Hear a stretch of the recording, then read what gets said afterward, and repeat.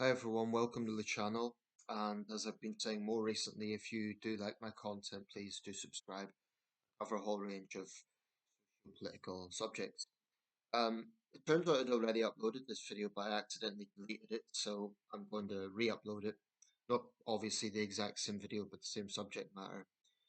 Um, there's a lot going on in the news right now, so I'm just going to round it up as I see it. We were supposed to have minus 20 in some places in the UK, which isn't a record, but it's not too far off. The coldest this country ever recorded was minus 28 in the very cold winter of 1981, and that was recorded in the Scottish Highlands. I think it was Braemar. So yeah, minus 20. Here in Sunderland, it's minus one, so it's kind of average for this time of year. Doesn't It's cold, but it's not. I wouldn't say it's exceptionally cold. Um, so yeah, I always sympathise with people who are in remote areas in this sort of weather. It can't be much fun. A lot going on in the news. There's been a big earthquake in Tibet.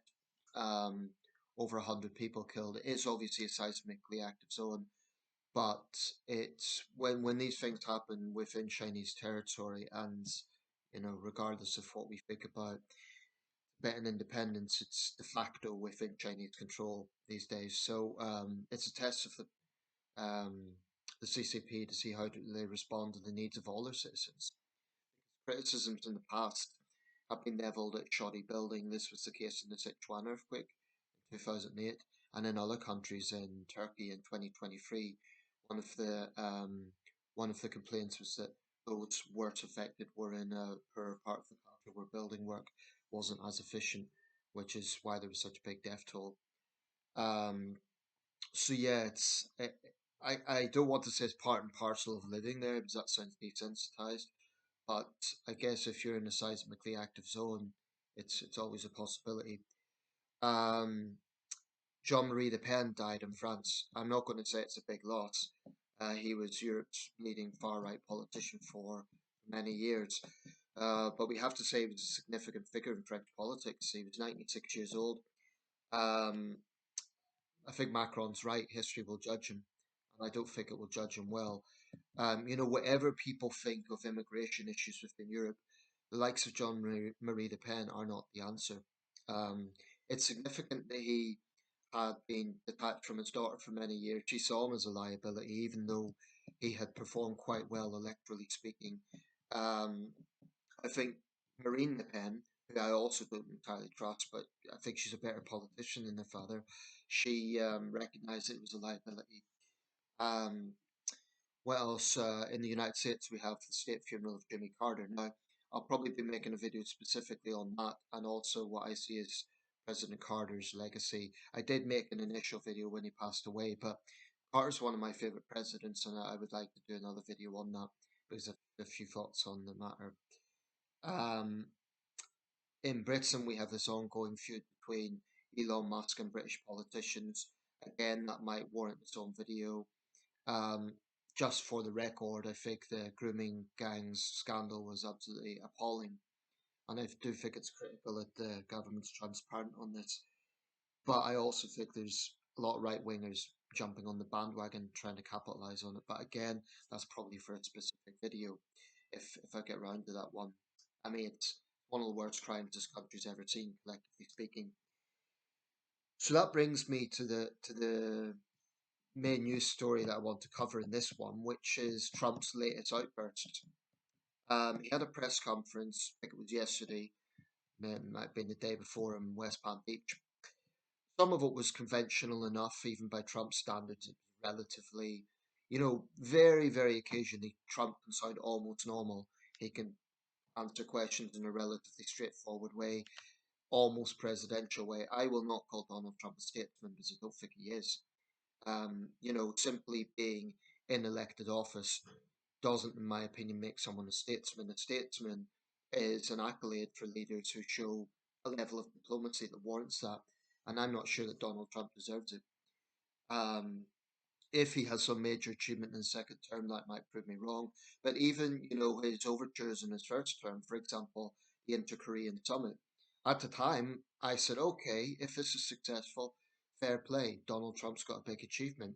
But at the time, I thought Kim Jong Un's just using him, and that's exactly what happened.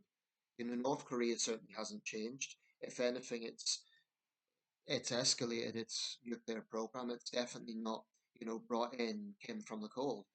Um, I suppose there is old Teddy Roosevelt saying, it's those outside who shout the loudest. It's the man in the arena, that famous statement. I suppose you'd have to give Trump credit for trying, but it just doesn't sit well with me that this is a man who constantly denigrates Western allies, whilst pandering to dictators. In that context, his inter-Korean summit looks cynical. You know, if Trump had went into that as a leader of the West, as someone who was admired across the West, as someone who was an advocate for Western democracy, then he would be in a much stronger position.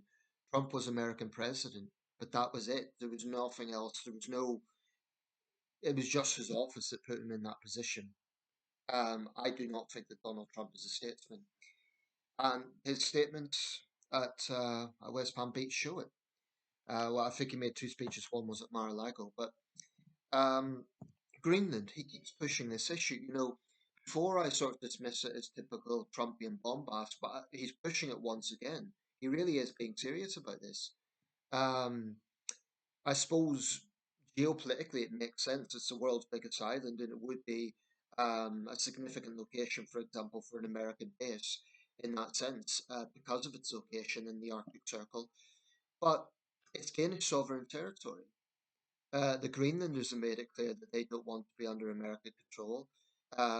It's autonomous within Greenland, as I understand it. And, if I've got this wrong, people could call me out on it. But as I understand it, in referendums, Greenlanders have chosen to stay under the Kingdom of Denmark. Denmark's a small country, but it's a proud country. It's the world's oldest democracy by many measures. Certainly got the world's oldest parliament. So, I mean, it's a monarchy going back slightly further even than ours. So, it may be a small country, but I think the Danes are absolutely right to push back hard against Donald Trump. And I hope that if anything escalates, that we will have the backbone to back the Danes. I'd be very disappointed if Keir Starmer's government sort of takes a hands-off approach and say, "Oh, we won't get involved."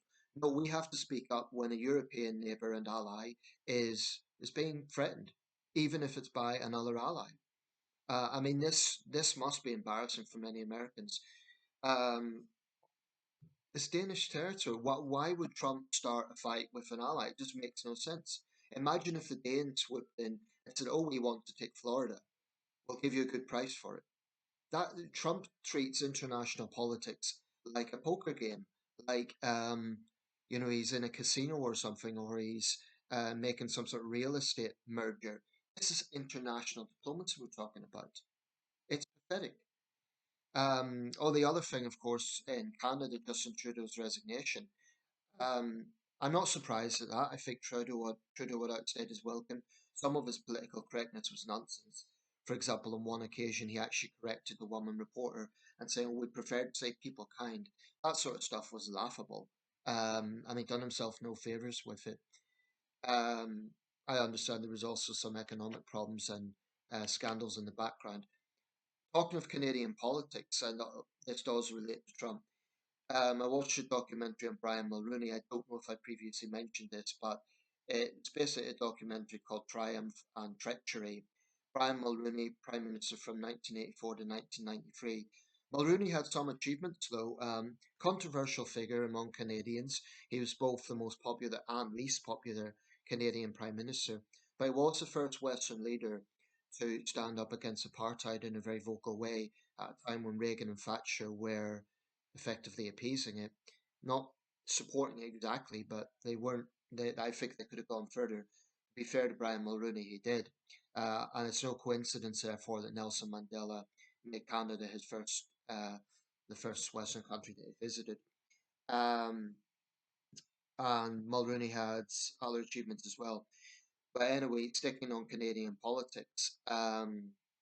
I should say Mulrooney's downfall was corruption, and I think he was a bit crooked, let's be honest about it.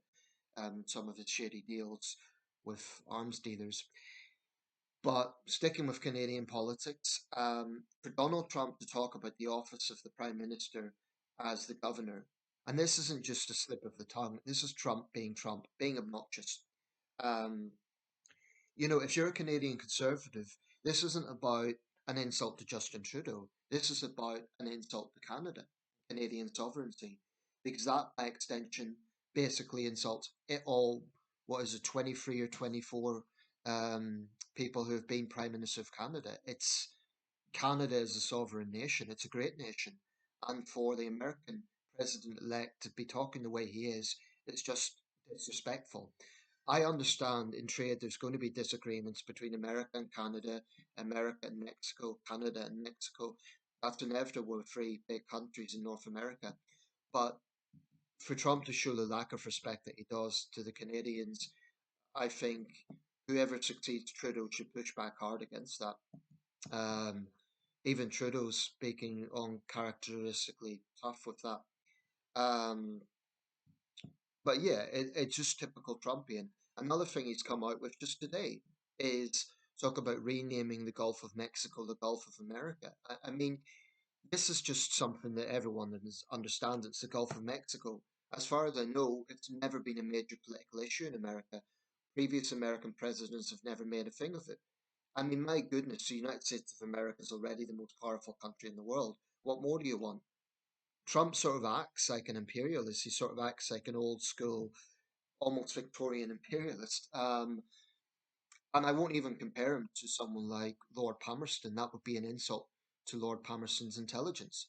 I just think Donald Trump is an embarrassment. And this is before he's even been sworn into office. We have 13 days to go, 12, 13 days to go, and he's already making enemies left, right, and centre. So he's managed to. I haven't even mentioned Panama.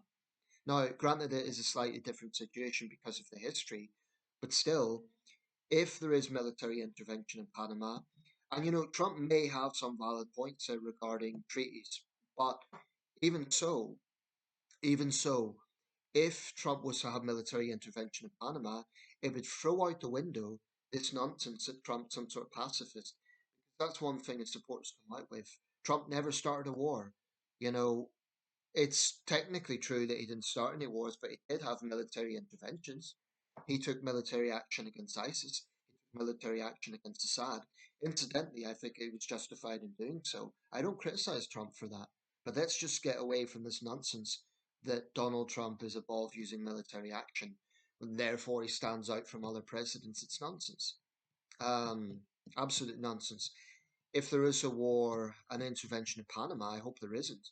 Um, it'll be the Panamanian people that pay a price. So again, that would be something that would be deeply controversial, I think.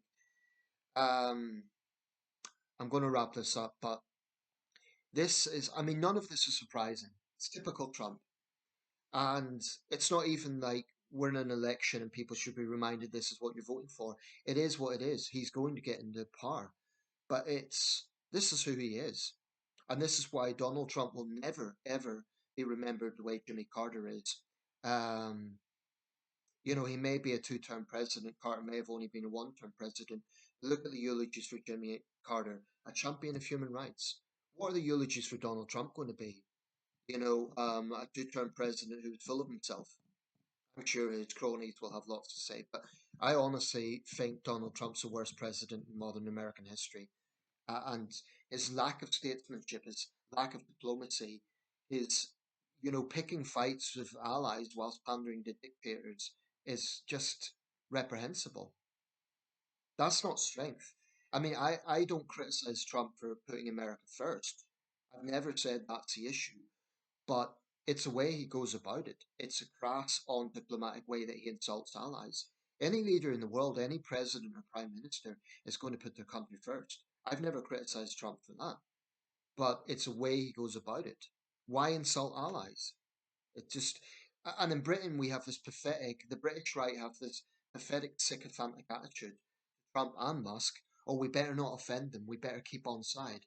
I'm tired of British conservatives, British right wingers criticise the Labour Party for past comments about Trump, but they've got nothing to say about Trump's comments towards British politicians or Musk's comments about British politicians. And it is interesting that Musk has now turned on Nigel Farage, and Farage claims it's a big surprise. It just shows the right at the moment are just infighting to a ridiculous level. Trump has turned on Musk. Musk has turned on Farage. Farage has turned on Badenoch. Badenoch has turned on Farage. Not that we're ever friends, but the right are just fighting among themselves.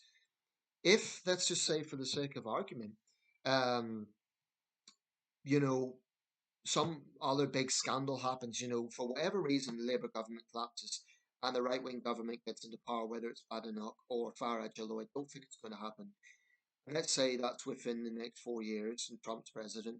Now, if Trump was to come out with something that would adversely affect this country, for example, the very high trade tariffs that he's talking about, is Kimmy Badenoch or Nigel Farage seriously going to just be quiet about it? No.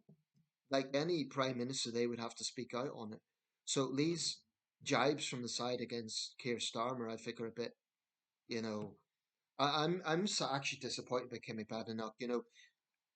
When before she was leader, I thought she was quite an important figure. I thought, okay, she's refreshing. She speaks out against woke excesses, but she's not as right wing as Suella Braverman. That's sort of how I saw Kimmy Badenoch. But so far, all she's done is criticise. All she's done is a bit like Farage, show a sycophantic tendency towards the American president-elect and Elon Musk. It's just, um, I don't think any British politician should be pandering to Elon Musk. Yes, he's going to have business interests in this country. We can go through the usual process of business negotiations. But when Musk insults this country, I mean, this is probably for another video, but Jess Phillips has actually had death threats because of Musk's rants. Now, whatever you think of Labour's handling of the grooming gangs, I think that is utterly unwarranted, and it is personally unfair on Jess Phillips when she has, whatever you think of her, she's not my favourite person in the world. I don't particularly like her dogged feminism, but I think it's unfair to say that she's done nothing regarding victims of sexual abuse. I think that's false. So, to spread these lies, Elon Musk is endangering lives, literally. We have had MPs killed in this country. Um, and his father, this pathetic thing that father came out with, I forget the guy's name, but he said, "Oh, just ignore my son. He's just a billionaire or whatever." It's hard to know if these people are being serious or not. But I do think the Germans are starting to speak out more about Musk. Excuse me for making it's an easy mistake to make these days. But I do think if Musk keep throwing out insults, Farmer needs to get a bit tougher, and frankly, I know he wants to avoid being dragged into this thing with a member of Trump's administration. But Elon Musk is, what might actually be clever of Starmer? Maybe he should exploit the difference between Musk and Trump. Maybe Keir Starmer should put out something saying, I will be working with President elect Trump. It's President Trump that I'll be working with. And actually, I think that would be quite clever. Wedge division between Musk and Trump. I think that would be great because I think they're both shits, to be quite honest. But I'll leave it there. Um, this, with Trump, in some ways, what you see is what you get, and yet at the same time, he's somewhat unpredictable. He'll do one thing, or he'll say one thing and do another. To his supporters, you're going to be let down at some point. In fact, that's already happened. Apparently Trump has supported Elon Musk regarding visas for overseas workers, and that's infuriated some of Trump's base.